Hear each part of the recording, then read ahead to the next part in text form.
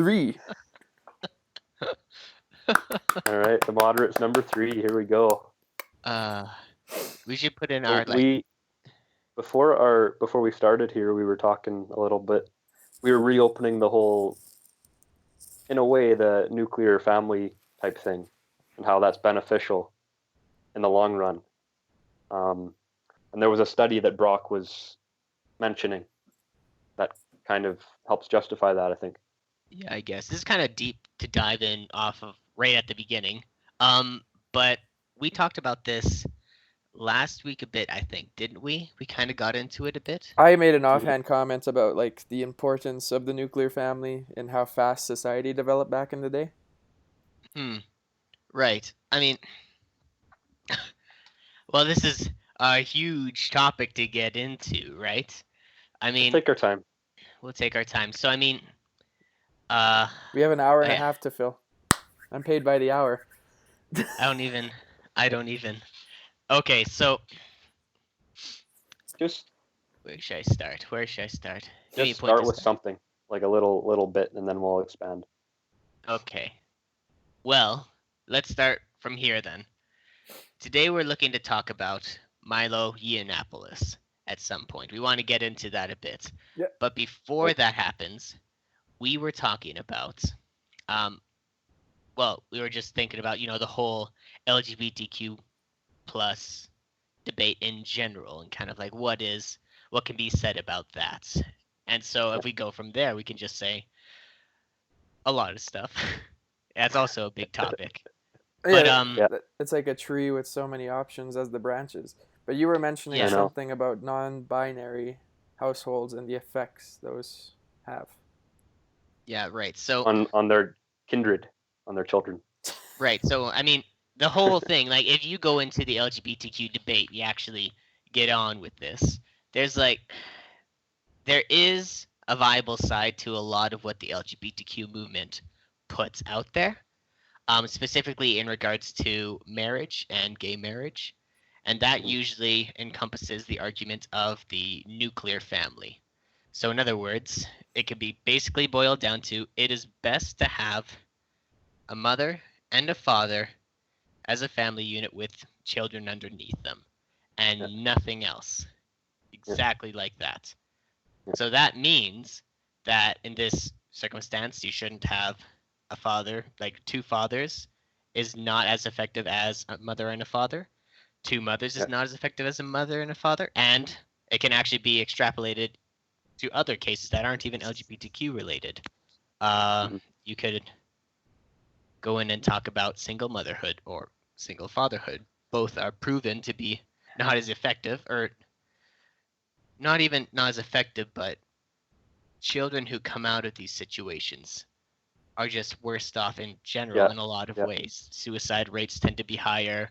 Dropout rates tend to be much lower. Marks in general in school, drug use, alcoholism, all of these things documented quite well, especially with fatherlessness. That's quite a big topic.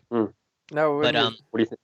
When you're saying that, like the like if it's two fathers or two mothers, it's not as good as if there's mother and father. Is that if it's two guys taking on the social role of the fatherhood, or what if one of them took the social role of the mother? Oh, right. Yeah, so the whole argument that's often counterput to that is just like, so if you need one mother and one father, then really all you're saying is just you need two people, right? And as it turns out, that's not actually the case. You can't have one person be the father and the other person pretend to be the mother. It doesn't work like that. You legit need the man and the woman. And to explain exactly why that is, we're not quite sure. But it has something to do with, I would assume, kind of the hormones, and I don't know a lot about it, but the pheromones, I guess. This is all kind of pseudoscience stuff that I'm talking about, but I don't know about it makes sense. Like the stuff that that we give off, it's not as prevalent now because of all of the deodorant and stuff we wear. But I wonder if that would have some kind of effect. I've only it would make a difference whether you're a man or a woman.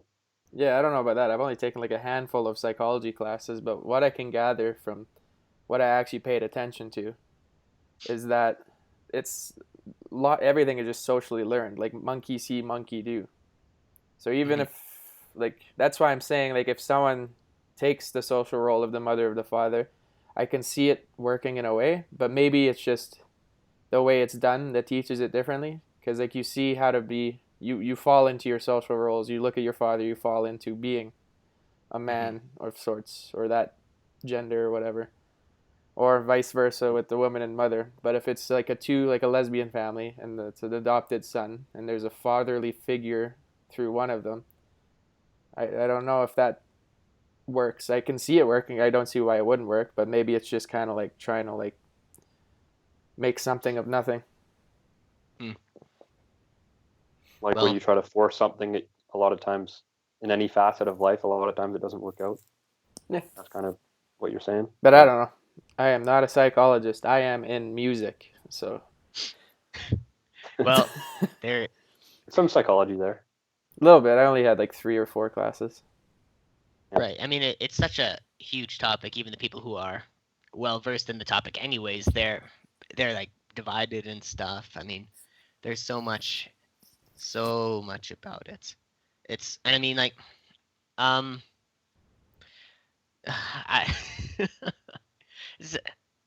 guess, yeah, there's a lot to say about it. I think the social aspect is largely one of the biggest effects. Really, I mean, you kind of just almost having a father and mother, you could compare it to good cop, bad cop sort of thing. You have that relationship going on in a not actually that weird way with the kids. Kind of makes sense. There's also, of course, quite a bit of data out there, I would say, on how much more secure in general the nuclear family unit is as opposed to the LGBTQ forms of marriage that they talk about. That often goes along with just the fact that gays and lesbians tend to be much more, I don't want to say less committed, but essentially that's. I think it said in the study quoted for every heterosexual, male or female, every heterosexual has on average 5 sexual relations over the course of their lifetime. And I mean, for me, I thought, whoa, that's a lot. But then it went on to homosexuals. Then you went to university. Then I went to university. You saw all those crazy bastards on campus. And then it ended up rising up to, I think, 105 sexual partners over the lifetime. For one person? I remember 105 people. I don't know. I think that's lower than. I remember talking to you about that before, and you said it was like 50 a year or something. I thought. Oh no, there was a study. It went along with that stat that this statistic is potentially kind of skewed a little bit because there are some people within that community that are very promiscuous. I'll use that word, very promiscuous, and they've had like thousands of partners over their life, sort of thing. How is that possible? Like, are you doing a different person every night? That sounds like so much work. Like you would have to schedule. There's 365 days in a year. I don't know. Might be not like above 3,000, but it did at least get to above 1,000 for sure. There's 52 weeks in a year, right? Yep. Let's theoretically find out how you get 1,000 or more people in your bed. Calculator. Let's say a different one a week. More than one a week. No, that's more than one a week. Yeah, okay, but let's start with saying it's one a week, because like, unless you're in the human trafficking industry, I don't know how you get these numbers. But let's just say it's 50 times someone 10 new. Is 500. Like they have full jobs, like full-time jobs and everything. You go out on the weekend, one new person a week. So that's 52 people a year. And for 10 years is 520? Takes them 20 years. That theoretical individual would take 20 years to get 1,000. I could see, but holy shit, like you wouldn't be able to take a week off. Like you can't go like, oh, Well, you could get 2 done in a week and then take a break for I'm gonna one. take my sick days off and hit the beach of Hawaii. But even then, maybe you could rack up like 3 or 4 in a week. Right. On holiday. Mind you, but again, that's not counting like those orgies people and stuff. there is that and stuff too. Those people in particular are the exception more so than the rule. But the rule is 105, I think it was. 100 and single digit. Yeah. What do you think the reason is for that? What do I think the reason is for that? Well, it's so much higher than people like to fuck. Oh snap! I just closed everything. It's nowhere near that. Well, as far as I know, for heterosexual. So what are we looking at? What is the reason for? How many partners does like a generic person have? How many? Yeah. Mind you, that was a specific study I looked at, so we might find different results. Okay, the first Google thing that pops up as I was typing is how many sexual partners does the average person have? Let's find out, Google. According to a survey of adults aged 20 to 59, women have an average of 4 partners, and men have an average of 7. Really? Okay. Oh, his stats right for the most part. But where are you getting that from? Google. First thing. On Google. Google number 1. I trust everything on the internet. Like askmen.com or whatever. Oh no, I went to Yahoo Answers. No, I'm joking. Let's see. I'll search it again. I'll give you the quotes. It's the first thing that pops up here from NBCnews.com. 10 surprising sex statistics, health and sexual health. We've got a list, boys. Time to react. All right, here we go. Okay. Does size matter? Do you need assistance? Okay, here we go. When do you lose your virginity? The average male loses his virginity at age 6 or 9 or so. There's a number 9 here. It goes 16, 9. Oh, 16.9. Okay, just put 17 next time, retards. Okay. I thought you said 6. I was like, okay, females average slightly older at 17.4. So men lose first. This list doesn't seem actually entertaining at all. Give us a juicy one. I'm looking. Find something. Are you infected? I'm asking you guys. I actually heard. Probably not. No, but I heard actually a lot of people are. It's just kind of a common thing, but the symptoms don't really show themselves. Yeah, that's basically herpes and stuff. HPV is what this one's talking about. This list doesn't seem fun at all. It just seems generic. Boring. How dumb. Sam earlier on was getting into the why are those statistics the way they are?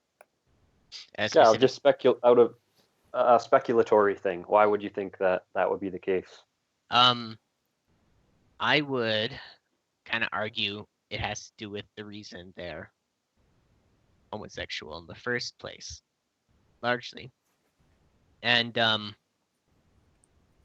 why are they homosexual in the first place? Well, based off of there's a whole number of reasons I've been looking at there. Yeah, I mean, there are a number of reasons, but I guess we should probably just go ahead and say that currently there is no research that, 1, homosexuals are in fact born the way they are. It has not been proven. And 2, that most of them choose to be homosexual. That has also not been proven. Both of those, as far as we know, aren't the case. You can wait. It hasn't been proven that they choose. It hasn't been proven that saying? Either. No. So it can choose, but most don't. It hasn't been proven that they're born with it, but at the same time, it hasn't been proven that they choose it. Yes. That's what you're saying. Okay. This is what a friend is. A friend of mine is in psychology at U of C. She's like really smart, 4.0 and stuff. Like she knows her shit. I don't know. I think this is just I'm pulling this out of the depths of my memory, which barely works. But she was talking that like there is something. I think her argument was that like they're born with it. There's like predispositions to be had with it, but I don't know. Well, I'd say it's probably. I think I was talking to one of you about this at one point about how you might be predisposed based on your personality traits. You're more likely to potentially become homosexual based on estrogen levels in your body and stuff like that. Because some males are just naturally more feminine, or feminine than others. Well, I'm pretty feminine, And but like I'm straight. I don't see how are that's you? an argument for people. But I think nowadays, because it's become super popular, and Jordan Peterson, I've heard him make like comments on this, and that the increased number of individuals with like the variety of orientations are influenced by the its The culture. grown popularity in just society, because everything really is societal influence. Just like if you come back to that thing, if you were born in Germany in the 40s, like there's like it's 90-1 that you would not have been a Nazi. Like you totally would have been like that. It's just like your mind is Play-Doh, and it can constantly be reformed and reinterpreted and just everything rewired. Because I mean, Yeah, the mind's so pliable yeah, because and so then, adaptable. I've met Because women people that are more don't really masculine than me, but I don't give a like shit. yeah, over but a course of your life, you don't realize how much you're actually changing, how much your thoughts are changing, until you look back 10 years and be like, "Whoa, look where I've come." Because it's kind of like looking at your dog every day. You don't notice they've grown until you get someone coming over to your house 2 years later, being like, "Whoa, your dog's big." It's kind of the same thing. Yeah, that's just like when I was talking about a couple of weeks ago how society gets to certain points. It's gradual. Yeah, pushing you closer and closer towards the cliff until It's like it's too late.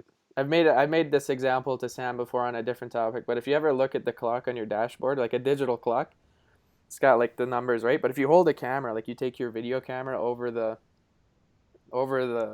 digital camera and you look at it, it flashes. yeah. For whatever reason, I don't know why, but it's you need that filter to see it, and that's kind of like society. Like if you have it, like people need to be retrospective, and you can kind of see the flashing of movements, like the gradual changes. But I don't know.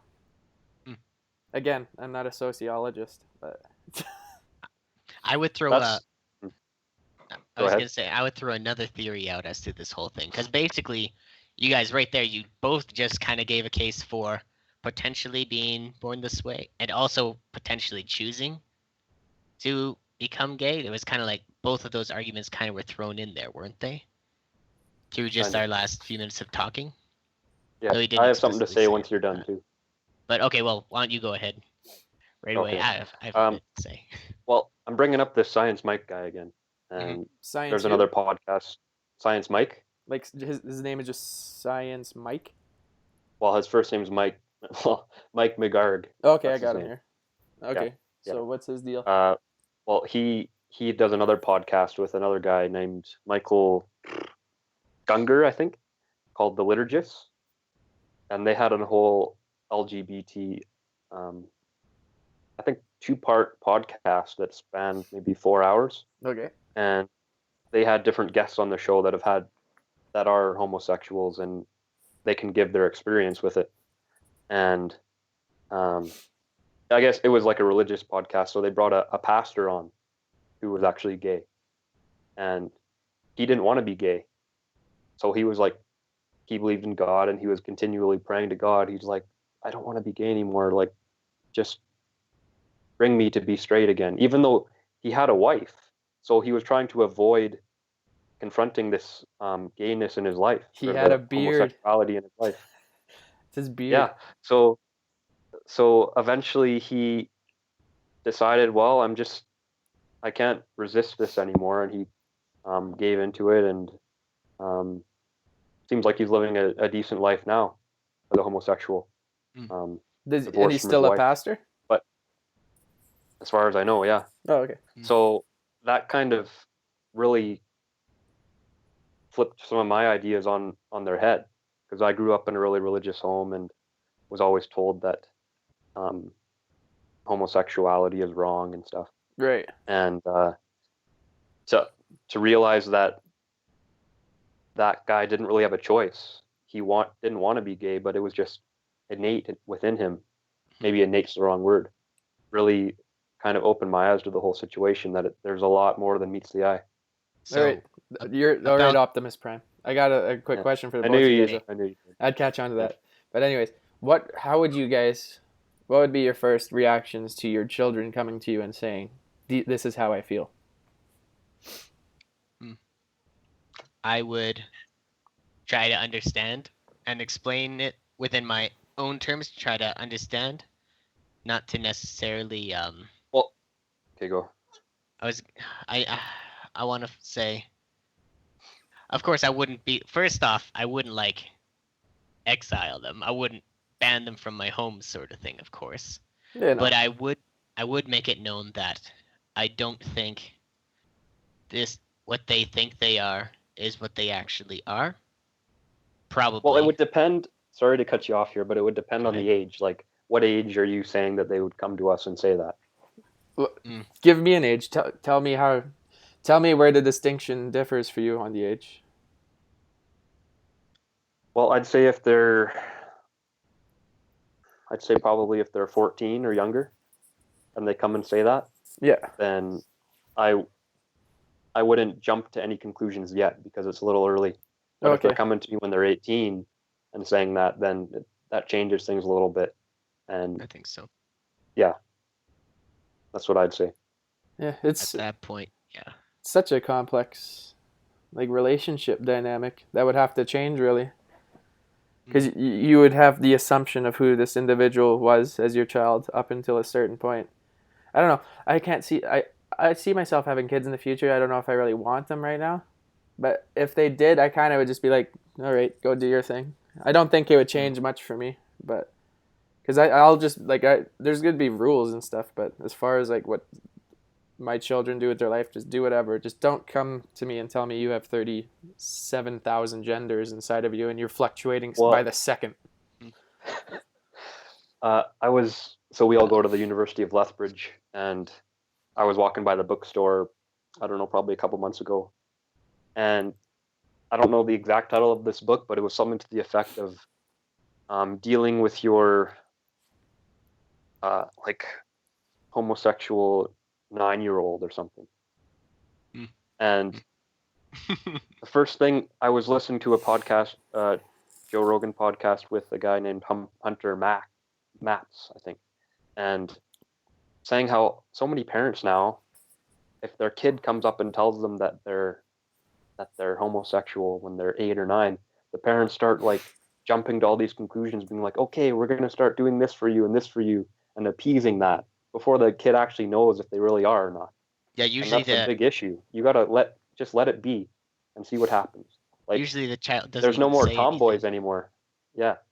You remember tomboys back when we were younger? Oh yeah. That's kind of a phase that a lot of females go through. Mm-hmm. But now I'm wondering if they were always the coolest. And now they're kind of being interpreted. They were pretty cool. Yeah, I kind of got intimidated by them sometimes. Avril Lavigne. Because you had to look up to them. Oh man, I remember one crushing time in my life, I went to go get a haircut. I used to have one of those mushroom cuts as a kid. Oh, nice. So went into the shop to get a haircut, and there was this one girl sitting over on the bench there waiting to get a haircut, and she yells out and points at me. She's like, "Is that a boy or a girl?" Oh man, that stuck with me. That's happened to me when I worked at Target. They had I started in the Starbucks, and for what I did really good in Starbucks, I guess, because I was they came to me and they're like, "Hey, we want to promote you to a team leader," and I first thought oh, okay, cool, I'm gonna manage the Starbucks, but for whatever fucking reason, these guys are like, "He's good at Starbucks, let's promote him into Target." So it's basically making me the leader of a thing I have nothing to do. The Starbucks is within Target. I should have mentioned that. Oh, okay. Okay, I got so you. my work ethic in Starbucks brought notice. So they're like, okay, throw him into Target. He's gonna be the leader now. So anyways, I have a little team of people that don't listen to me anyways, because I'm younger than all of them. But that's besides the point. I have to they had these stupid rules, and no wonder they went out of business. I always compared them to the Third Reich because we had like these discount cars, and we had to like hawk it out like it's like a slogan, like "I'll be in Macret," and like. But anyways, what was the thing? I had to like every time they tried to like bring up business, they're like, you have to. I was the role model. That's what I was looking. I had to be a role model for these things they wanted the employees to say. So you'd have to go up to someone and be like, "Can I help you find something?" And you could add "sir," or "ma'am," or something, whatever. But you had to say, "Can I help you find something?" And this happened a couple times where I'm like, "Fuck, I gotta do this." So I go up to someone like, "Can I help you find something?" And they turn around, I was like, "Fuck, do I look stupid? No, I know what I'm doing." But then one time I'm walking up to this person. I'm like, okay, time to role model the hell out of this. Ready? Fuck. I do a little bit of vocal warm up, like, and I go up and I said, "Can I help you find something, sir?" And a woman turned around, and I said nothing. She said nothing, and I just walked away. I just turned around and walked away. Like, yeah, this happened. I walked away. Oh my! There's so many things that happened in Target actually. Oh my God! Someone shit on the floor. Okay, let's stop the funky stories there. No, like they actually shit on the floor. Like they went into the shoe aisle, and I have the radio, and someone goes over the radio saying, "There's shit on the floor in the shoe section." I'm like, "No way! Did someone bring a dog in?" So all of us pile into the security office, and we rewind the time to find a lady in a dress, kind of sitting on the one of those things you try shoes on, and she kind of scoots over to the edge of the bench, and like she pulls up her dress. Yeah, and she shits on the floor. Just throws the dress back down and walks out. And I don't know why, because we had working bathrooms. They were really nice washrooms too. Target, man. Why did you have to bring that up, man? Yeah, so that's LGBTQ. hilarious. That's hilarious. I had that in day camps too, but it was a little kid, so it's kind of understandable. Oh, I worked at a Toys R Us, and some kid opened a Green Lantern toy back in the day, and like, because it's like the arms like this, picked it up and stuck the arm up his ass and then pulled it out. Can we like so we put it on clearance. We actually put that on clearance. How about we like let's rewind time ourselves and go back to not poop. I think this is great. Let's see here. I remember talking about how a girl thought I didn't know what gender I was. Yeah. And then before that, she couldn't assume your gender. We were talking about how there's more than meets the eye when it comes to homosexuals, and then we went off into another thing kind of similar to that. I think we've made a lot of comments on the thing. Oh, I kind of have one thing to say.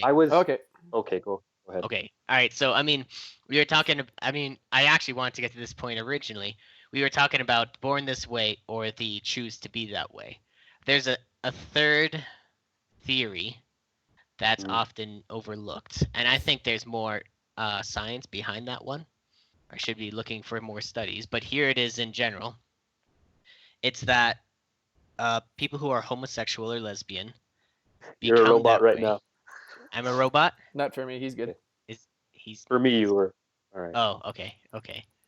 Well, Tanner's the only one that matters. Anyways, so so people who are homosexual or lesbian, and this study says, become that way during their infancy, as opposed to being born that way or choosing to be that way. Yeah. And I kind of want to Tanner in on this so he doesn't get lost in the conversation, but we'll fill him in. He'll be quick. All right. But so it occurs during their infancy, and the reason why Tanner's back. I just want to say this while he's here. Okay. All right. Here we go. Sorry for me taking a long time. The third theory.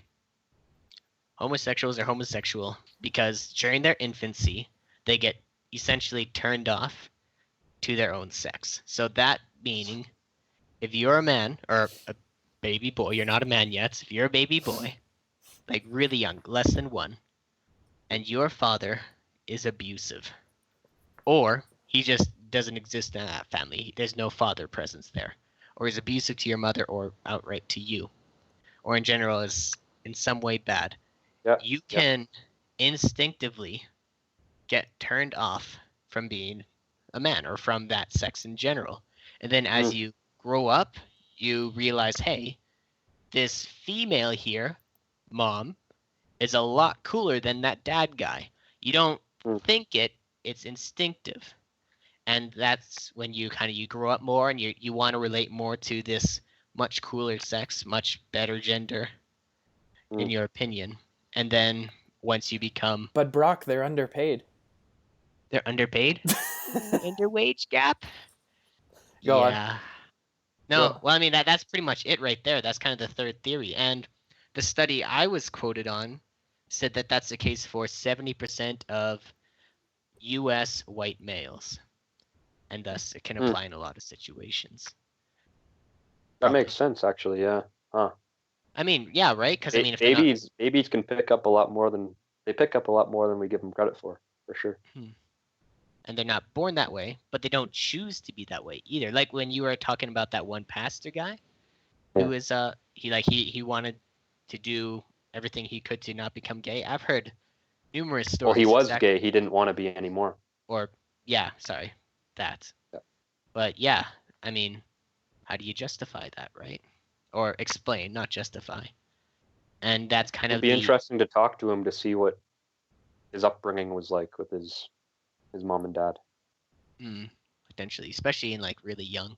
And I think I was going on that originally, talking about that to kind of explain the promiscuity in the LGBTQ community, how they're so promiscuous and have so many sexual partners. And often because half the time they do have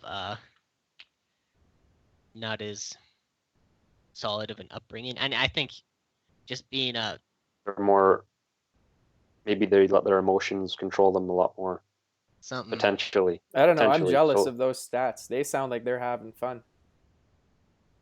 Maybe. Give me one sec. But yeah. Where is he going? Anyway, so... Sorry. Oh, he's doing another... He's putting on a sweater again. This guy has an outfit change at least once an episode. All right. It's getting a little cold up here. Every episode now, you've made an outfit change. You're a meme at this point. That's my thing. Yeah, you're gonna do this every episode. You gotta close with the fist every time too. I'm gonna catch you with that ending every time. No, did I fist it last time too? Yeah, oh yeah. I think I did. Okay, good. Unfortunately, yes, you did. Yeah, it's our closer. There'll be a T-shirt in a year.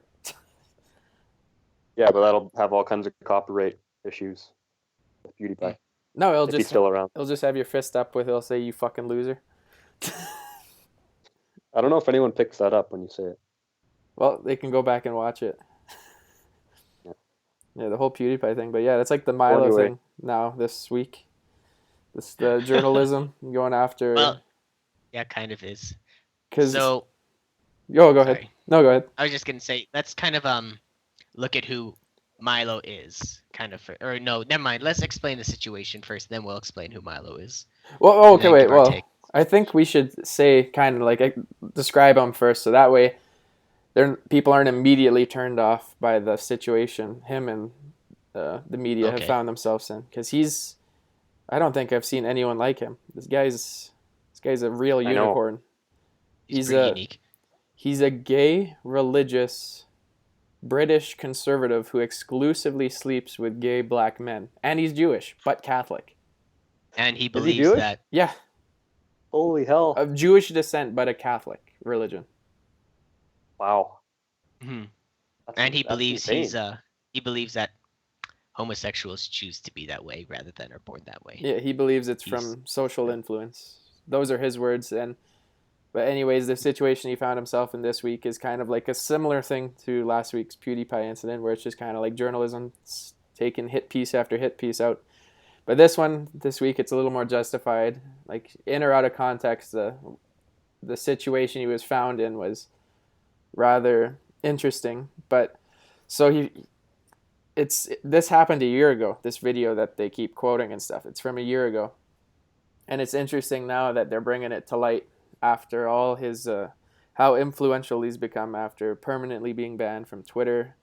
Just the riots and like the protests he brings to every American campus he goes to. UC Berkeley is maybe the biggest case. He's a he's a gigantic Trump supporter. But anyways, he was on this podcast, and they go in to talk about homosexuality, as one does, and he was saying that like he was really inferring his experience in it, that when he was 13 he had relations with his pastor, I believe he called him his pastor or whatever, but he was saying that that helped him find confidence in how he was feeling and helped him, like gave him guidance, this little, it was almost like a fatherly way. But he was 13, and he went on to say that that situation could be helpful for someone else that was like him back in then.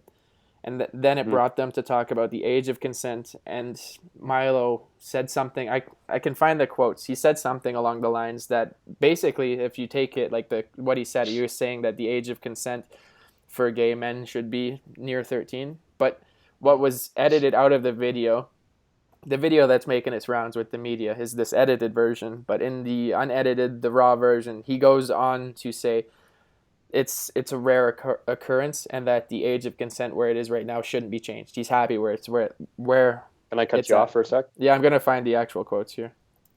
Okay, I was just gonna make an offhand comment, wondering about the 13 thing, because if he's Jewish, that's when you have your bar mitzvah when you're 13, and that's your like, that's your coming to be a man type of moment.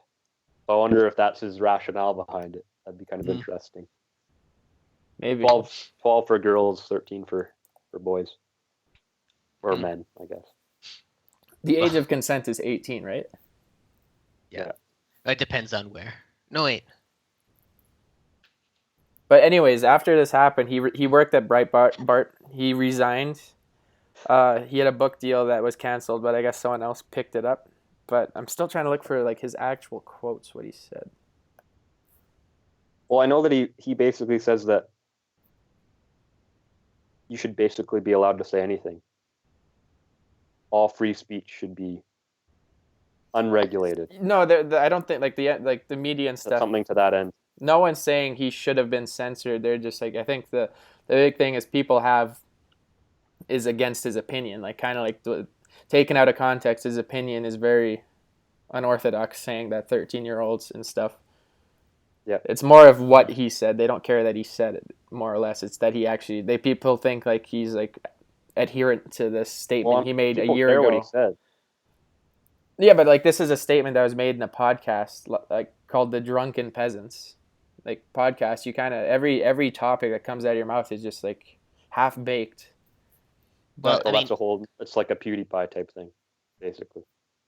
More or less. I was gonna say I was watching Philip DeFranco. Oh yeah. On YouTube, and he actually had a few things to say about the topic, and he brought up the article or the video we were talking about, and he kind of explained. But then he said Milo has also said stuff similar to this in the past in like other podcasts with other guys, and he essentially says, I'm not going to quote it because I don't have it here right with me, but essentially he says the same thing about how he believes the age of consent could be brought down lower, and there could be like a wider range in age of, mutual consent, if you will. And by the way, I just searched up age of consent in Canada, and it's actually 16. So okay. I don't know if that matters too much, but yeah. So he's basically just throwing out ideas or things that could potentially come into place, but there's no obligation for anyone to have to listen to it, and I think that's kind of the issue. Like, people can kind of say what they want, well, to an extent. It kind of goes all the way back to that first episode we had, where you talked about that woman who was calling Trudeau a what? It was like a white supremacist terrorist. And I guess technically you're allowed to say that, but what you said back then is the issue is when people take that and don't think for themselves and just go based on that.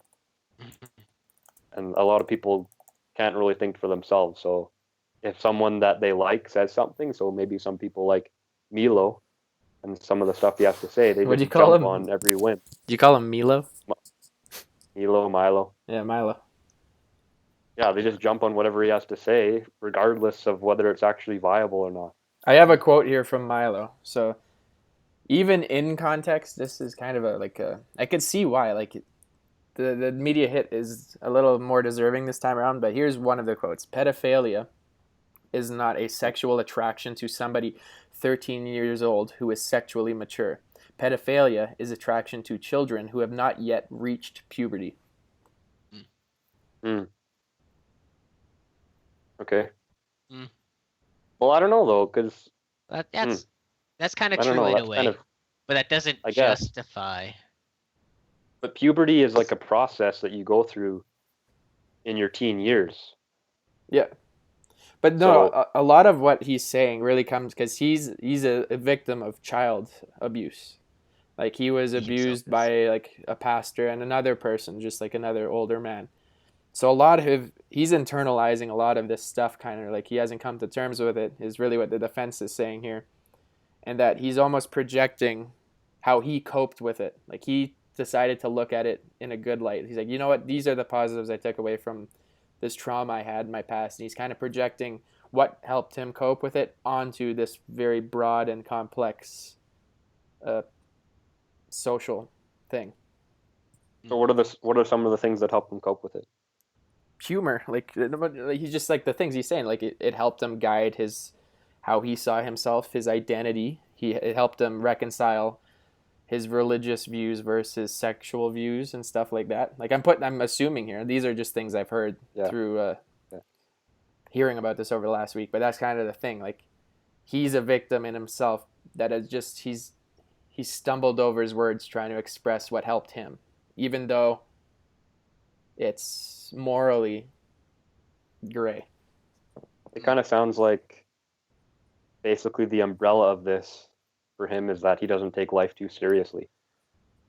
And that could potentially be what helped him. Whereas a lot of other people potentially they aren't as kind of, I don't know, they take life too seriously and then they run into issues because in the grand scheme a lot of stuff isn't really that important. I guess, yeah. Well, depends on the situation obviously too, but you get my drift. There's a few things in general about this whole situation. I guess kind of like as we said, it similar to the PewDiePie thing. PewDiePie, as far as we can tell, especially compared to the quotes we're giving here, was actually much more tame compared to the Milo controversy. I think Milo has like it's more direct sort of thing. Like he was saying stuff that really wasn't taken too much out of context, and it was pretty much saying this stuff. Though we do agree amongst us that people really should be able to say as they please, really, just not necessarily not always should they be protected from the consequences, if that makes sense. No, okay, yeah, no, I'm 100%. He had a political presence, didn't he? Or does he?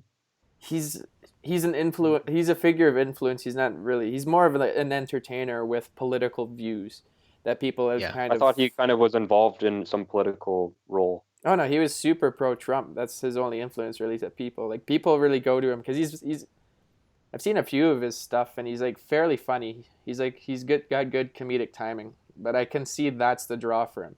And then again, like just describing him, a gay, British, Jewish, Catholic, conservative guy who thinks he can choose what to be and stuff, who dates black guys. You hear that and you want to watch this guy already. But social justice warriors have no chance against him. That's his argument too. He defies all logic. That's why he's risen to the top of kind of this. They not alt-right. People like to say he's alt-right or whatever, but kind of like this interesting viewpoints. But I like coming back to what you were saying about free speech. I'm 100% free speech. Say whatever you want, but yeah, there's consequence. We're not going to protect you. Like people shouldn't be protected from what they say. They can't just go around being like saying whatever they want. I mean, you can, but you can.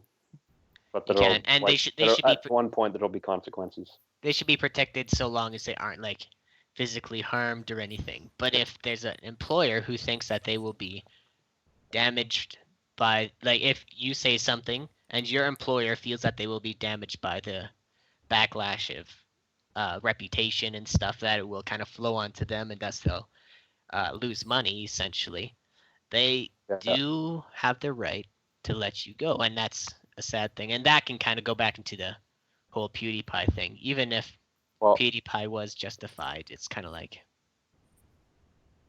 As soon as you talked about like an employer there, it brought up another Jordan Peterson thing. And I'm going to be talking a little bit about the pronouns right now and transgender stuff. Well, there's an argument that a lot of the social justice warriors make that if calling transgender people by their particular pronoun will make their lives easier, this is an argument for them. But Jordan was saying that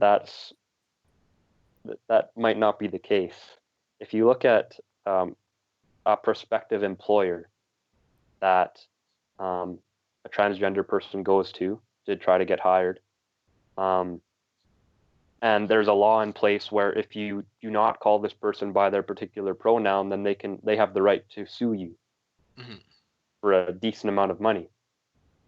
Well, you know, so if this kind of motivation, if the employer is basically running the risk of, if they hire a transgender person that needs you to abide by their particular pronouns, then they're running the risk of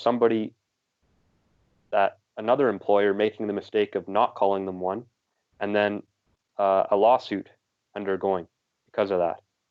So is someone really going to want to hire a person that could potentially ruin their company to an extent like that? That's the risky thing. Like, yeah, that's not an easy life for a transgender person. It's going to be harder for them to get a job. Either way, they have to be called by their pronoun.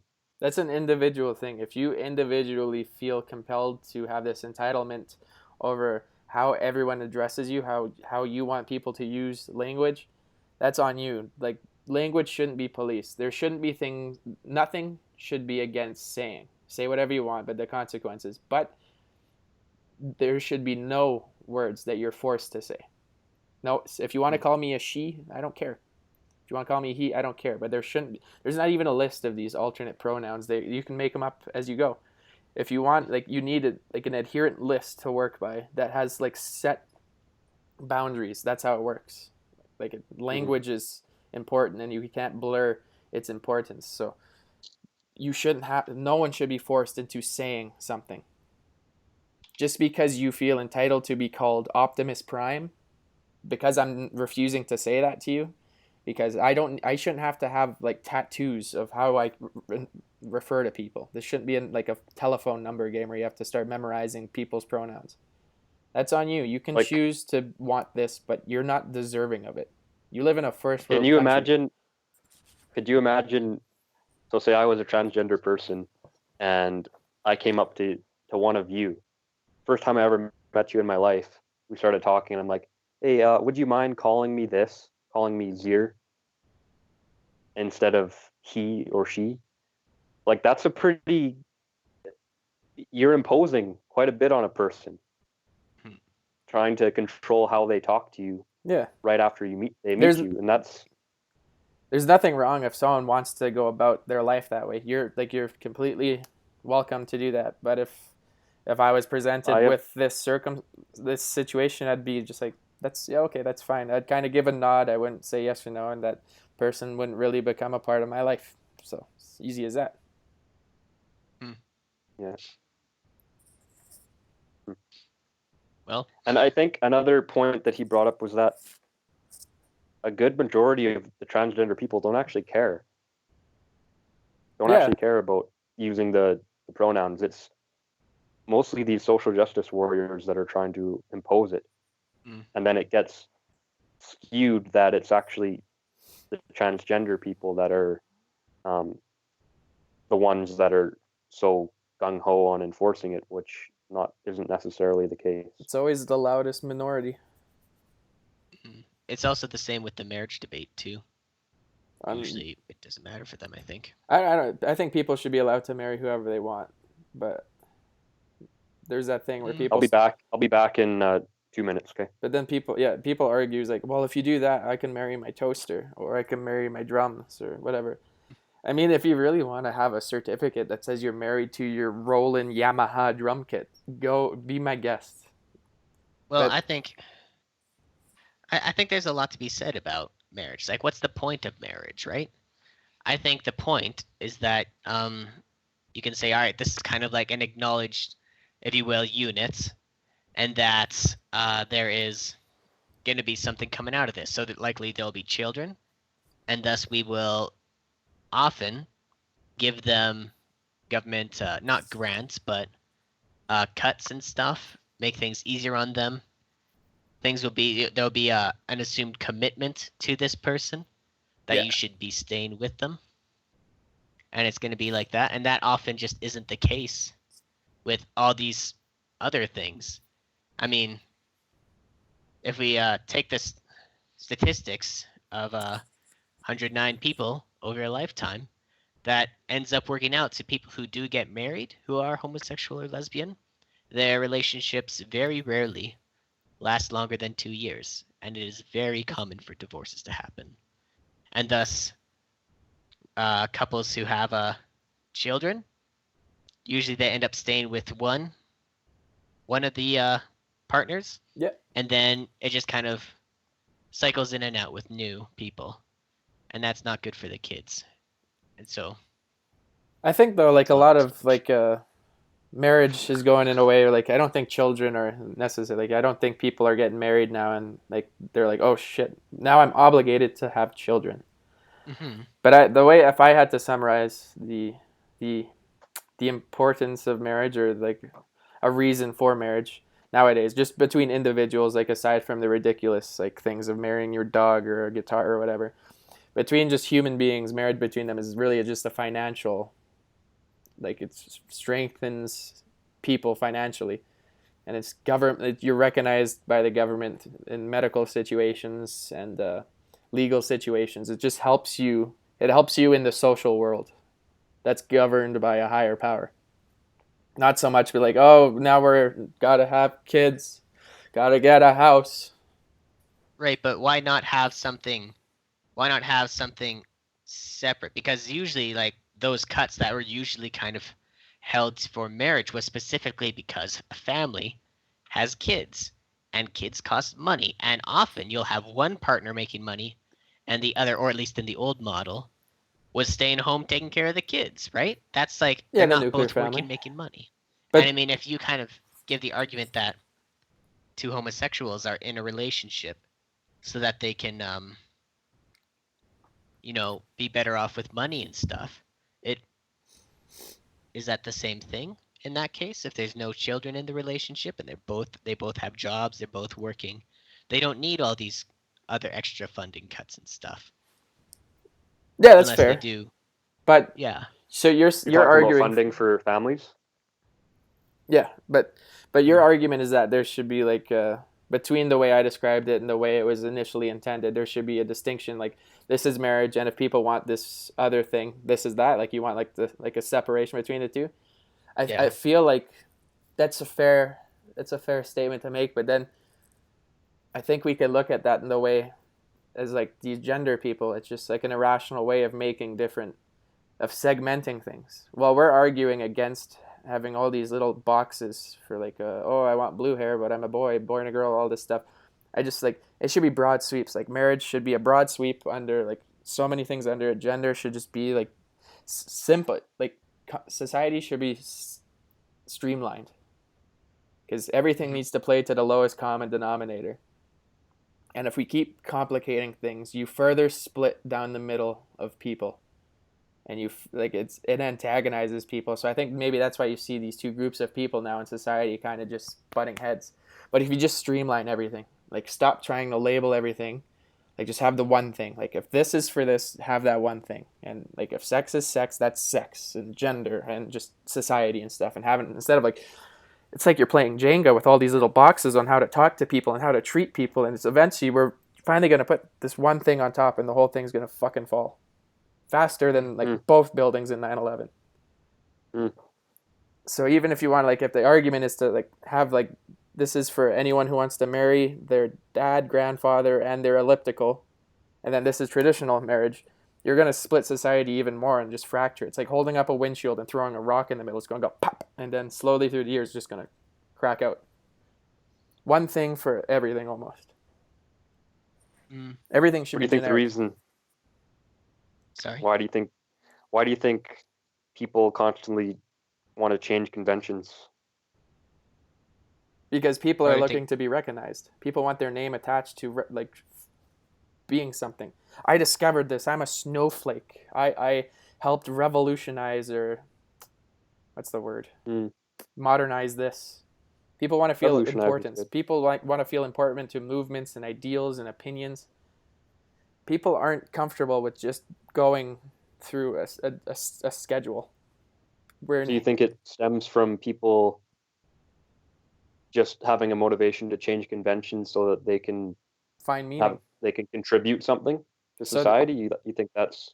Yeah, they want to find meaning in themselves.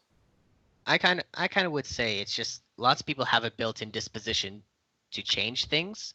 It's natural to just try and change, right? Change often is you improve, and if you have a natural imposition to change, some people more than others, then improvement will largely happen over time. The problem is, what if we already have found the optimal situation to be in, and those people want to change things further? That's when we start to have problems on the other side of the spectrum, which is which is kind of what I'm getting at here. Yeah. Well, I think humans aren't really wired to be content. So if there ever was like a utopia situation, say everybody on Earth, say all of their needs were met in however they wanted them to be, that's impossible. There would still be unrest. It's not possible for people to be content continually. And well, that's what a utopia would be. That's kind of the Buddhist philosophy, I think, is to just kind of be content with what you have in a way, instead of continually striving for more. And a lot of people just kind of they want to reach this end goal, and then once they reach that end goal, they look for the next thing and the next thing, and they don't actually enjoy the journey that they're on. Yeah. And society kind of mirrors that, I think. Society lacks introspective, like individual introspective. As ironic as that is, as everyone seems compelled to explain why they're so vividly this unique entity. But people, like, I don't think people really ask themselves, why am I acting this way? Why do I feel this way? No, people just kind of be like, I feel this now, and I deserve this, or I'm entitled to this. People, like, if I like doing this show, why do we want to do this show? Because we have opinions and we enjoy conversations we have. But some people feel entitled if they wanted to do this. They're like, we need to make a change. Like people, like if people disagree with what we're saying, like, what's wrong with you? Like, needs introspective into everything you do. Look into why you feel the way you feel. Introspection. Yeah, maybe you're doing something wrong. Find out why before you start blaming other people. Yeah. There's a fine line though, where there can almost be too much introspection, and then you want things to change when they really don't have to, which is kind of what we were just talking about. Like I had that for a while. I would overanalyze everything in my life, and to like an unhealthy extent, in my opinion. And I think a lot of people kind of do that, where there's a lot of situations that they just kind of let it go and let be what happened, like let it be, I guess. Yeah, it's a healthy amount of social awareness. Turn out better. Because like you're explaining like these hard contrasting extremes of like absent-mindedness and extreme social awareness, like to a sociopathic degree. I think there's a fine line between those, and it's burdened upon the individual to realize what is needed and when you need to let go. Yeah. Okay. Yeah, but that's a hard thing for a lot of people to find. That's why people blame society. Find that line. People don't want responsibility for. They don't take ownership for themselves. Yeah. Yeah. It's like, yeah, that's the thing. Like, you didn't choose to and they want to look for someone to blame. Yeah, you didn't choose to enter this world at this time period or another. It's just, this is what you have to work with this, and it's your personal responsibility to do this, to do this, so society and just anyone around you can function. And people don't want that anymore. People are like, feel entitled to have their own way, like they're at fucking Subway or something making a sandwich. There's fundamental individual responsibility. They want that. They want that. Yeah, they choose what they hear. They want mozzarella. But all that good stuff. Yeah, there's so many individual responsibilities that you can't ignore, and that's why people start. So you're blaming. saying that.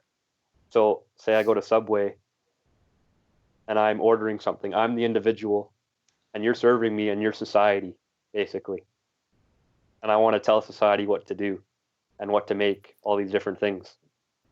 And that kind of leads into the entitlement. Yeah, you're entitled at Subway, but not in society, I guess. That kind of breaks down that analogy, because at the end of the exchange, you who's choosing all this stuff, you get back to society. That's beautiful, Brock. I was trying to want to get out. everything for free. Yeah. That's the thing. If you want the world around you to be the way you want it, it's gonna cost you.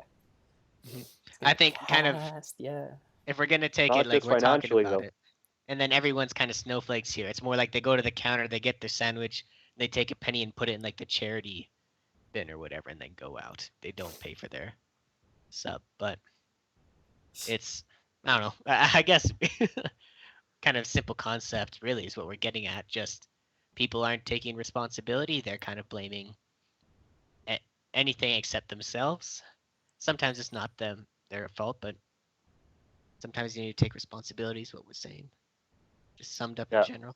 Damn right, you gotta take responsibility. Yeah. That's like oh man, I want to bring up a story right now, but bring it up. I don't know enough about it. To really do. Make it up. Fill in the gaps. Ooh, never do that again. Yeah. Moist. Don't do that again. Moist. Sorry, what's the guy's name? He's a famous. Actually, all of us. He's a famous author/poet, I think. Tanner. I guess Tanner. I'll post the name in the description afterwards. Okay. But I read it from a book, and basically his whole life, this guy had a rough go, and it was always like poor me throughout his whole life. All of his family previous to him had success. They were doctors, lawyers, and he was just this bum, basically.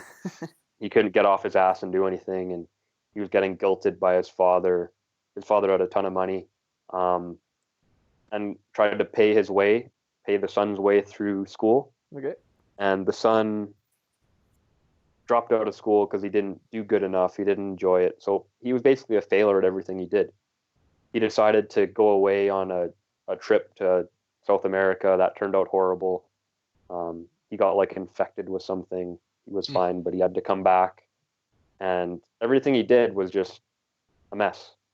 So he said to himself, I don't know where he got this idea, but he said to himself that, okay, for one more year, I'm going to take responsibility for every single thing that happens in my life. If something doesn't go my way, I'm going to take responsibility. And if my life doesn't turn around after that year, then I'll kill myself. So he did this for a whole year, took responsibility for every single thing that happened in his life. And then he ended up turning into a famous author/poet. We totally so see it. I guess it works. Worked for him.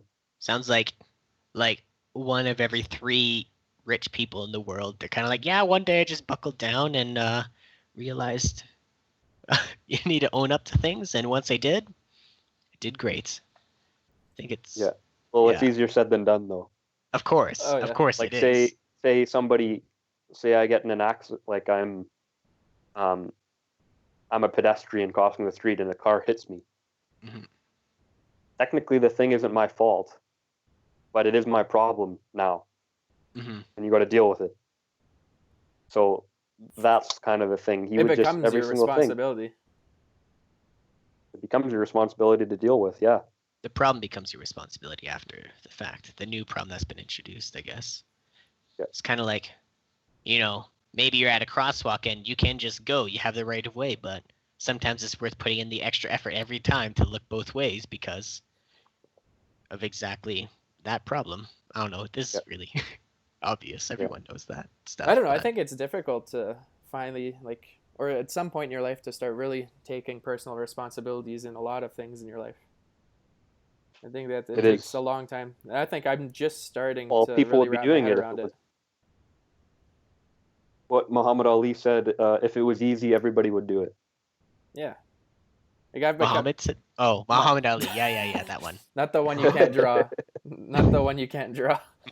But no. He was Muslim, so maybe Muhammad did. I don't know. No, they're one and the same. One and the same.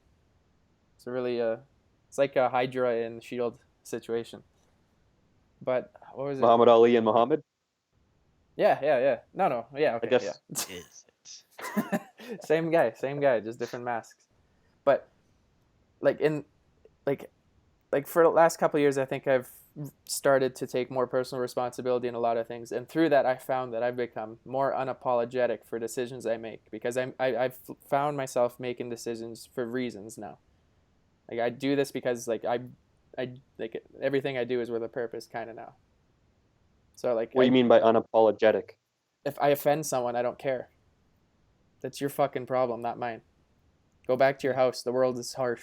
Yeah, but at the same time, if you have a dick move, you do something dickish towards somebody, then I'll apologize. You're not perfect, and you got to apologize. Yeah. Yeah, no, that's what I'm saying. Like if the burden of a negative falls on my actions, I'll take responsibility for that. I'm saying the things that people feel entitled to. That if I'm doing something and someone feels entitled, that I should operate within different boundaries to their specifications in our relationship of life. No, I operate the same way around anybody. Yeah, and I'm unapologetic for that now. Because I used to be like this. These are these people. I'm this tan around them, or I'm this tan around this people, or these people, or that people. But now it's just fuck it, too hard. Well, I think that's kind of just happens through osmosis when you get older. I've experienced the same thing.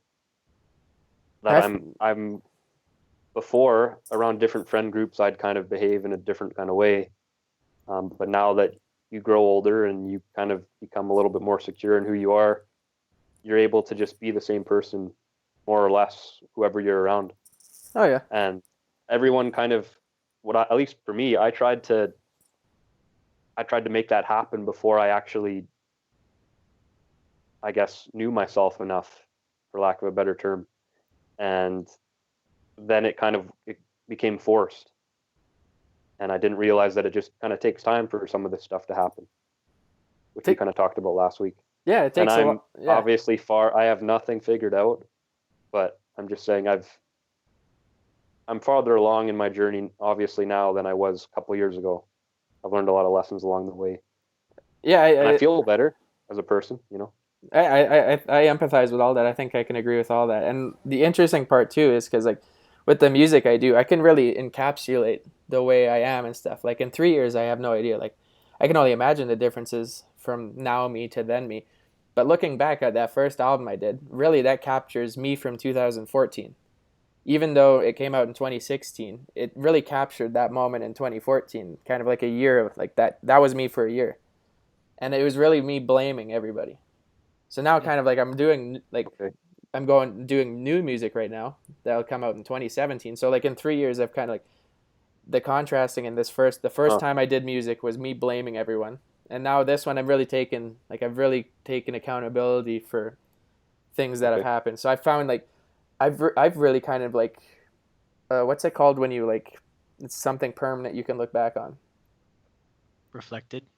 No, it's like I've really ingrained it in like it's like I've solidified it in my history. Like it's a tangible, like there's a tangible piece of me that cemented it. Yeah, I've cemented it in my history that this was me at this time, and I can like factually look back and see how the lessons I've personally learned just through the kind of the story I told back then versus how I go about life now. And who knows, in the year I could like maybe I'll write a book in the future and more albums and stuff, but like it's periodically where I can actually see the evolution of myself looking back when I'm older. I can actually see how I came about, and like my children, my grandchildren. That's the one part that really draws me to like making music, doing this shows. It's capturing history right now. Like I have opinions now, and maybe I watch back in a couple of years and disagree or anything, but I really like the idea of the art form that captures me personally in like the time frames of like this year, that year, this blah blah blah, university, high school, whatever.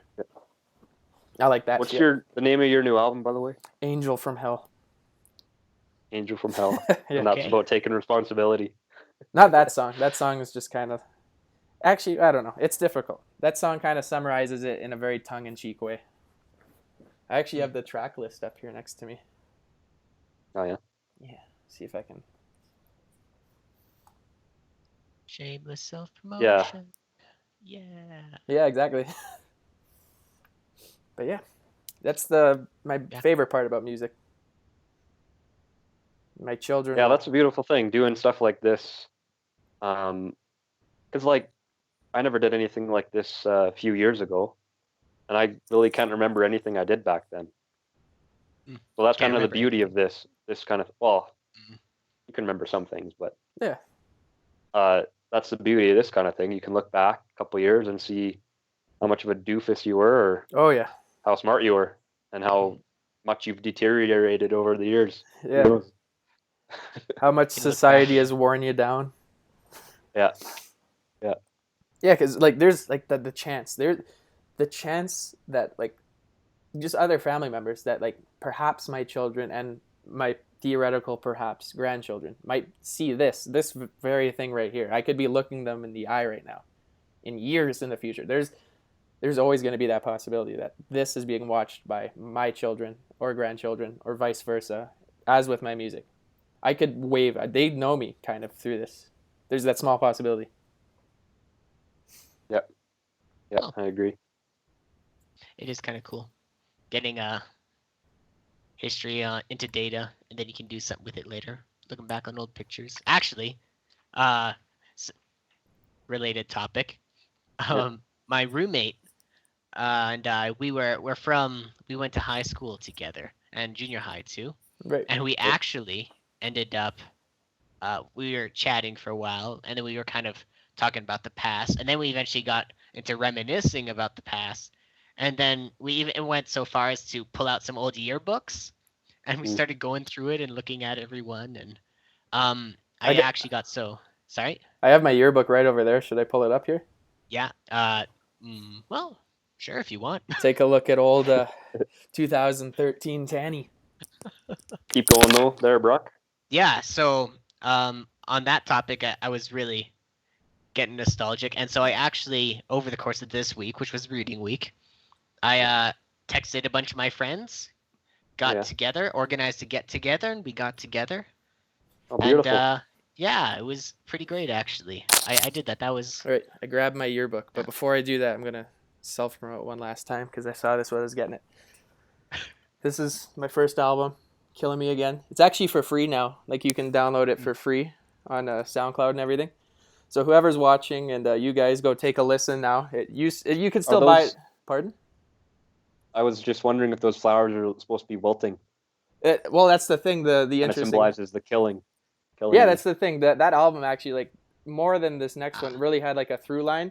So you could see here what we wanted to do is kind of like the flowers are more alive, and as you get closer to like the title, Killing Me, that's like the first petal that falls off. So it kind of like symbolizes how the story starts like optimistic, and like the first words I sing on this album is "Do you remember me?" and the last words I sing is "I just want to fade out." So it's a very metaphoric and symbolic album, and it kind of goes throughout the art here of how like some are alive. So a hopeful kind of statement of "Do you remember me?" to "I just want to fade out." Yeah.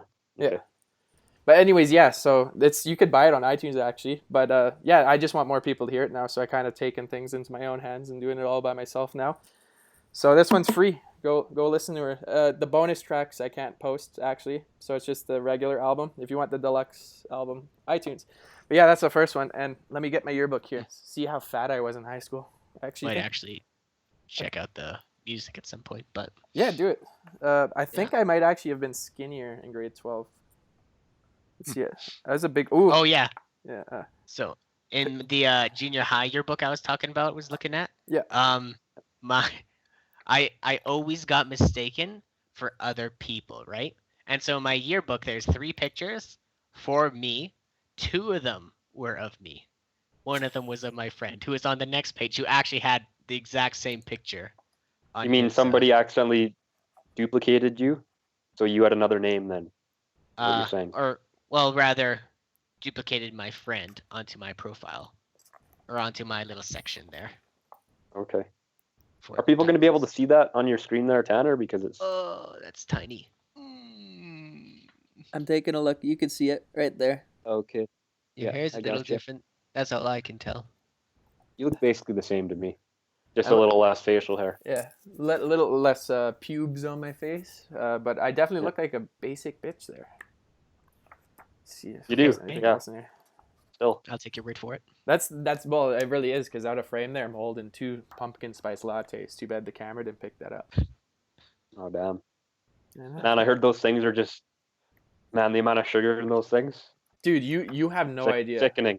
Like I've only there's like 50 grams of sugar in there or something. Dude, it's insane. Like I worked at Starbucks. Like it's ironic that we're already back on this in the same episode. Like again, I've tried it once. Like I never drank coffee when I worked at Starbucks, but it scared me, man. The recipes to make this shit, like fucking like a venti, whatever it is, it's like 5 like strong squirts of this syrup that's basically diabetes concentrate. And then you got like thick milk. What kind of syrup? It's like sugar. Like if you want a vanilla thing or a caramel thing, it's like sugar, a syrup. Like this much syrup would be in a cup of a large one. Then you're putting whipped cream on top and more caramel shit on top. At one time, because like there's different milks, there's almond milk and all this other shit. This fat fuck comes up and he's like, what cream do you use to make the whipped cream with? I'm like, I think it was 35%. I tell him. He's like, make my coffee with that. He had a coffee with creamer basically as the foundation and just your little espresso shots in there. Good God. Oh. Yeah, it's crazy. Sounds delicious. I think he's dead now. He died right in front of me. He took one sip and keeled over. Oh, man. Well, apparently he wouldn't have based on our findings. Oh, yeah. His memory improved. His joints stopped clicking. Pretty sure he ran a marathon after that. Was memory one of the benefits? Was that it? I don't know. Well, I would assume so. It's a miracle cure for everything. Yeah. Well, anyways, I can't see much pictures in this book, but you got to see basic bitch Tanner. Little Tan. Well, we did. I don't know if they're going to be able to actually see it. But they'll see it. I didn't mess up the recording this time. Hopefully for their sake they did. Yeah. Because he's a beauty. Absolutely. Yeah. So, we kind of been on only really one major topic and kind of just like branched out from there. But I mean, does anyone want to kind of bring it back? Or rather connect the circle, I guess, if that's the case? Because we're getting close to the end, How about you connect it there, Brock? How about I connect I might have a connection. Okay, whoever has a connection. But it's going to be a deep cut. Like, this is a deep cut reconnection to episode 1. All right. Okay. It's Avengers. My theory was that Yondu dies in Guardians of the Galaxy Volume 2 today. Just hold on. This isn't spoilers. Spoiler.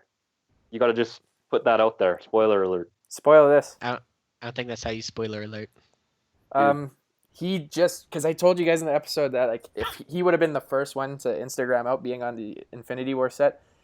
This fuck tweets out 2 pictures today. He's got the Infinity War cap on, and then he tweets out a picture with his blue skin on. But here's my second theory. I'm doubling down. Aha! So you're wrong. No, you're wrong. I'm doubling. Oh. Shut up! I'm doubling down. He dies. He will die. I think people started to realize the suspicions, like I have, that he hasn't been on set and everything.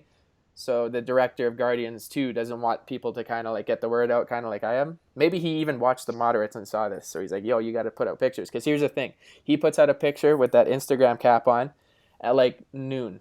He's like in Starbucks kind of being thing. So people are going to be like, oh my God, he's in Infinity War. Then like an hour later, he posts a picture of him with the blue paint on and stuff. To do body paint like that on like people should be in the makeup chair at like 3 a.m. sometimes for a day's work in makeup. No way he got the makeup on in that time. He totally just took a picture from off the set of one of the other movies. He's dying for sure, Guardians 2. Doubling down on that. I'm doing my research, doubling down. Speculations continue. Anyways, for a proper... I hope you're wrong just because it would feel good to put you in your place. You got to be humbled, man. Hey, man. I know my Avengers. I'm going to look you in the eyes and be like, told you so. But anyways, you want to bring up a little... Is that... You were connecting it somehow through that. Yeah, to episode 1. Find your way. Find your way. Okay, well... Find a way to connect that. Here's how I'm going to connect it to today's topics. Michael Rooker, the actor of Yondu, is confused whether he wants to be a white, privileged male or a blue, oppressed fictional character in Guardians of the Galaxy. And here's the thing. Is he predisposed to this decision from birth, or did he socially learn it? Only Michael Rooker knows, and scientists, but, you know, he fluctuates. Some days he's blue, some days he's white. You make the decision, folks. It didn't matter in the end. That is here. Okay. You want to call That's it there? better than I could have done. I'll put that there. All right, that's poetic and beautiful right there, All right, I think. Throw up your fist. Don't do it, Sam. Don't do it. Fucking loser.